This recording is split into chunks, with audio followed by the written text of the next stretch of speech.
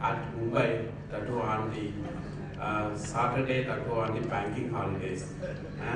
And very difficult task, but I saw maybe all of you have put a lot of hard work to make this program as a great success. And just I glanced through the stalls also, so a lot of new things everybody is doing. And so what I just wanted to say in this the payment system conference, anything, anywhere, anything you wanted to do, and there is a need of payment. Okay. Whether you talk about the digitization of the governance, digitization of the transport, digitization of the commerce, or even we also used to hear we are also going to create a smart cities. Okay. If you are not having the good payment systems and a reliable payment system also growing along with all these initiatives, then all these projects may not become a very successful one, because everywhere there is a need for the payment system. Definitely, I think all of you are going to do the big contribution to the new initiatives. Okay, so what are the challenges currently the payment system or the banks are facing now? I will take a few words, maybe another 5 minutes or 10 minutes for time gives to me, then I will just take it and give you. I have been associated with the payment initiatives maybe last decades, that's even 1998 onwards. I have been closely working with the payment systems and the banking industry. So I have seen how it is growing. In 98, the issue was there is no infrastructure. That is, if you wanted to do a successful payment, two key things is the main requirement. One, availability of the power. Second, availability of the connectivity. These two things. In 1998, we see infrastructure was very, very less. And there was only one or two government telcos was present. And over the period of time, 3-4 years, and the lot of new players come in, and it created competitive and quality services also added. Then that communication infrastructure is grown. Bank have shifted from the manual system to a branch computerization, total bank automation, that is total branch automation, TVA they used to call, and the later on the CBS. Now they wanted to do everything on fly. Maybe CBS also they try to do it in different way now. Maybe now everybody started discussing about a blockchain. Okay, so where in blockchain also same CBS transactions and where the ledgers and everything are going to maintain. So how this is the people has grown and system is growing, but still I see and the telcos infrastructure, which was grown very fast. Now I see there's a shift in the growth and quality in the telco infrastructure. Though we call it as everything 3G, 4G, and that we talk about, and still it is a big challenge to have a good communication network. Till that is need to be strengthened. That's why government also starting a lot of initiative, including Wi-Fi, hotspot Wi-Fi. Okay. Even morning also I was just talking to one of the sponsors here. What challenges you are facing? So if you wanted to have a remote branch to communicate, they said I wanted to use it through a mobile and using them 2G, 3G. And that is also a more painful job. So they need to create a different technologies and trying to integrate with the branch and to create a communication thing. That is one of the things we all need to do the work and to create a reliable system. Second thing, wanted to see the things, the skill sets, the technology gap. Many of you trying to do a lot of new things. Either the customer end, your customers, or the solution partners customers, the payment end users, are they aware about the new thing is coming out? That is also big challenges. If you see the things, what are the NPCI initiatives? See, we are doing a lot of things on retail payment systems, and we started with the national payment switch, then gone to the check clearing system, then automatic clearing system, that is also ACS also we are doing, and RuPay card we created, and now we see the latest initiatives of the Mumbai payment system and the Bharat bill payment system. I've been interacting with a lot of people. The challenge is in the technology skill set, and challenges is in the domain skill set.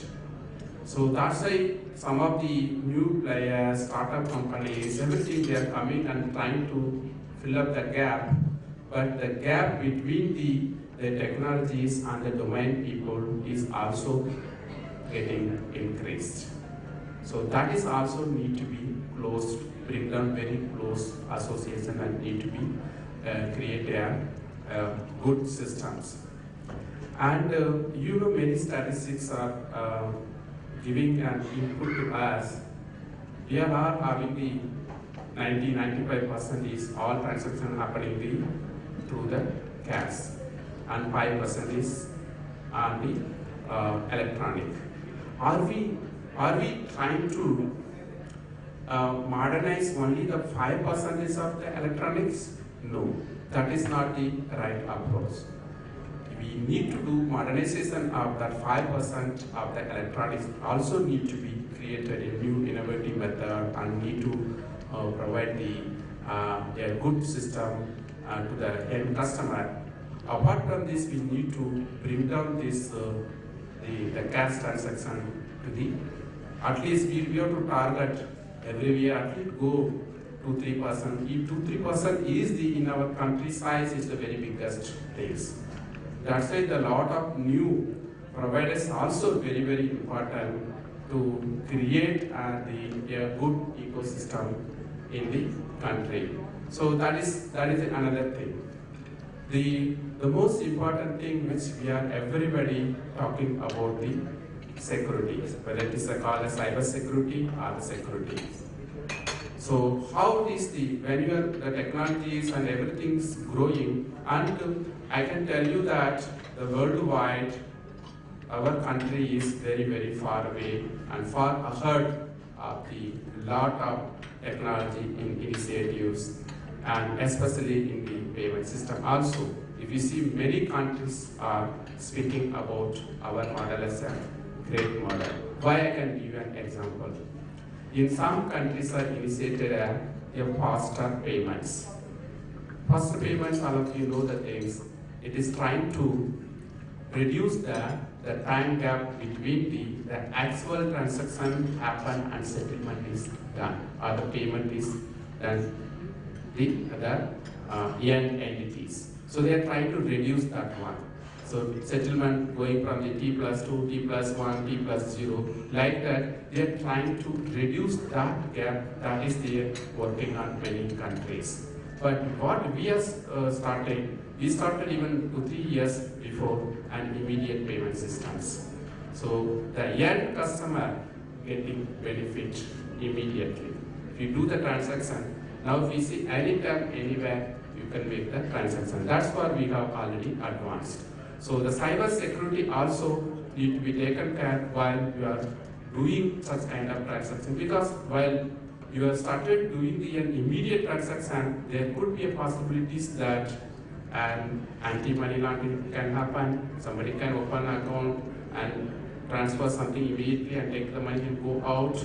Or it could be somebody trying to hack the system and trying to do steal the money from others' account. So that kind of issues also will be happening. Maybe you may be knowing that recently a lot of incident which we are globally also talking about the millions of dollars lost by even some central banks and many even also in domestic also they are trying to attempt to steal the monies. So we also need to have a strategy to create the system which will can able to countermeasure the cyber security threats also. Cyber security cannot be addressed only the providing entity or the solution provider or only the end customer. It is that everybody have to do and work together, then only that also can be used. Suppose you, whatever you do, the system build it in terms of securing your transaction, securing your system, and ultimately somebody writes a password or credential and places it onto a computer or gives over the phone or send it to the email without thing, and these are the vulnerabilities. So that also need to be create a lot of issues in the system. So when you wanted to say that good digital platform is secure, confident, and resilience, it is not the responsibilities of only one entity. The ecosystem as a whole, banking entity, payment system providers, payment system gateways, and the solution providers, partners, and everybody have to create a system which will create a confident level among the users and the regulators and the government so that the system can grow with the resiliency. The digitization only will not help if we are not able to create a resilient systems. So I think with this I will just close my the remarks. So I think maybe over the period of time people are going to discuss a lot of things, and I just glanced through the other stalls. I know all of you started the initiative very, very long back and also contributing a lot of things to the digital and payment system. Thank you very much.